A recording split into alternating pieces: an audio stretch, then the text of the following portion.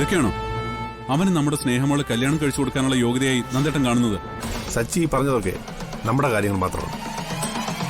നമുക്ക് അവനോട് ക്ഷമിക്കാം, ക്ഷമിക്കാതിരിക്കാം. അതൊക്കെ നമ്മുടെ മാത്രം കാര്യങ്ങളാണ്. സ്നേഹം ഇതൊന്നും ബാധിക്കുന്നില്ല എന്നുള്ളതാണ് സത്യം. ലോകത്ത് ഏതൊരു പെണ്ണും വെറുക്കുന്ന ക്യാരക്ടറാണ് ധനുഷിന്റേത്. പ്രത്യേകിച്ചും ഇങ്ങനൊരു അനുഭവം വരുമ്പോൾ ഒരിക്കലും അവൻ മുന്നിൽ വരരുതെന്ന് ഏതൊരു പെണ്ണും ചിന്തിക്കും. പക്ഷേ സ്നേഹ അതല്ല ചെയ്യുന്നത്. അവൾ അവന് മാപ്പ് കൊടുക്കാൻ തയ്യാറാകുന്നിടത്തുനിന്നാണ് നമ്മുടെ ആരുടെയും വാക്കിന് വിലയില്ലാതാവുന്നത്. ഇതുപോലെ ധാരാളം ആളുകൾ ഒരു കുടുംബമൊക്കെ ആയി കഴിയുമ്പോൾ ഒതുങ്ങി ജീവിക്കാറുണ്ട്. ഞാൻ ധനുഷിനെ ന്യായീകരിക്കുകയാണെന്ന് സച്ചിക്ക് തോന്നരുത്.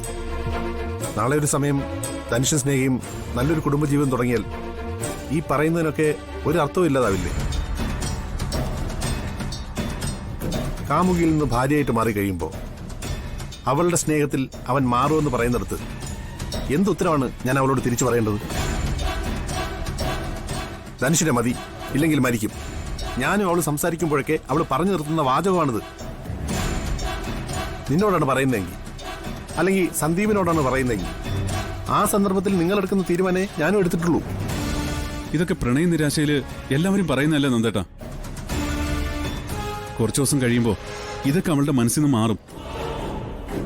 ഇപ്പോ സ്നേഹയുടെ തീരുമാനത്തിന് കൂട്ടുവന്ന് എടുത്തു ചാടിയാൽ സംഭവിക്കുന്നത് മറ്റൊന്നായിരിക്കും. ധനുഷിനൊപ്പം സ്നേഹ പോയാൽ ഈ വീട്ടിൽ ഏറ്റവും കൂടുതൽ തകരുന്നത് നമ്മുടെ അച്ഛനാ. സ്നേഹയുടെ വിഷമം കാണുന്നതിനൊപ്പം നന്ദേട്ടൻ എന്താ അതിനെക്കുറിച്ച് ആലോചിക്കാത്തത്? അച്ഛനെ ഞാൻ കാര്യങ്ങൾ പറഞ്ഞ് മനസ്സിലാക്കിക്കോളാം.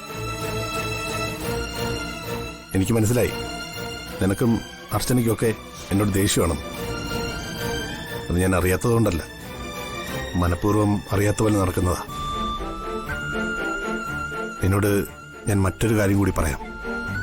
ആരും അറിയരുതെന്ന് ഞാൻ മനസ്സിൽ കരുതിയതാ. പക്ഷേ ഇപ്പൊ നിന്നോടെങ്കിലും പറഞ്ഞില്ലെങ്കിൽ നീയും എന്നെ പിന്നീട് കുറ്റം പറയും. വിവാഹം മുടങ്ങിയ വിഷമത്തിൽ വെറുതെ കഥ അടച്ചിരിക്കുകയല്ലേ സ്നേഹ.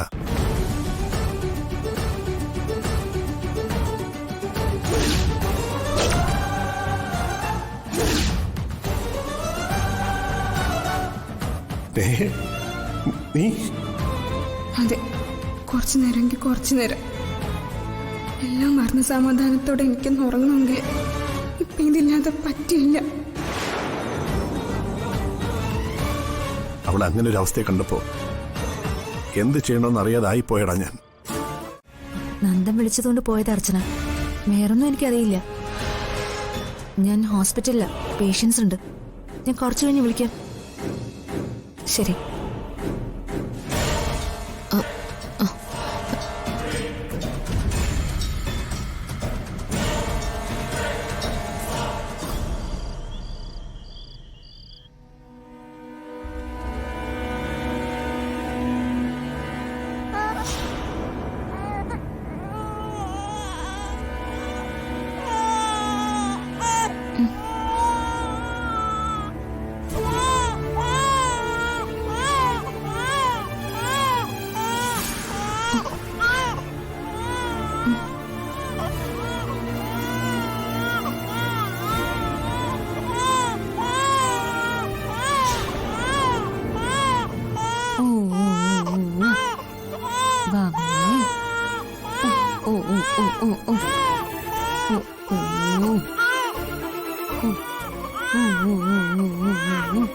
എന്തുവാവേ കരയല്ലേ?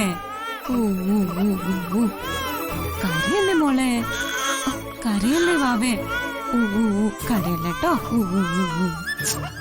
സന്ദീപേ കുഞ്ഞ്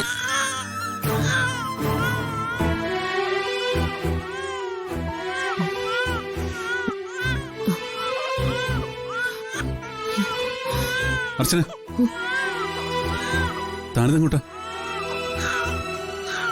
മോള് വല്ലാതെ കരയുന്നു സച്ചേട്ടാ, ഞാനൊന്ന് പോയി നോക്കട്ടെ. താൻ പോകണ്ട. അവൾ അവളുടെ അമ്മയുടെ കയ്യിൽ തന്നെയല്ലേ ഇരിക്കുന്നേ. കുറച്ചു കഴിയുമ്പോ കരച്ചിൽ നിർത്തിക്കോളും. താനിപ്പോ അങ്ങോട്ട് ചെന്നാ ആതിരയ്ക്ക് ഇഷ്ടമായില്ലെന്ന് വരും. അവള് തന്നെ എന്തെങ്കിലും പറയും. പിന്നെ അത് തനിക്ക് വിഷമാവുകയും ചെയ്യും. തന്റെ കയ്യില് ആതിര കുഞ്ഞിനെ തരില്ല, അതെനിക്കറിയാം. എന്നാലും ഇത്രയും കരയുമ്പോ എങ്ങനെ സച്ചേട്ടാ കേട്ടില്ലെന്നടിച്ച് ഇവിടെ ഇരിക്കുന്നത്? അവൾ എന്തു പറഞ്ഞാലും സാരമില്ല. കുഞ്ഞു കരയുമ്പോഴൊക്കെ താൻ ചെന്ന് എടുക്കുന്നതാ ആതിരയ്ക്ക് പ്രശ്നം.